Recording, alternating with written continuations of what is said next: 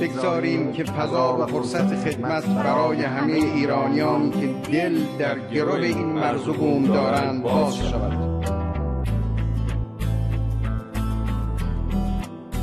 بگذاریم که شایستگان به ملت خدمت کنند. بگذاریم که سینه ها از کینه ها پاک شود. بگذاریم که آشتی جای قهر و دوستی جای دشمنی بنشیند. سرنوشت هر ملتی به دست خودش است.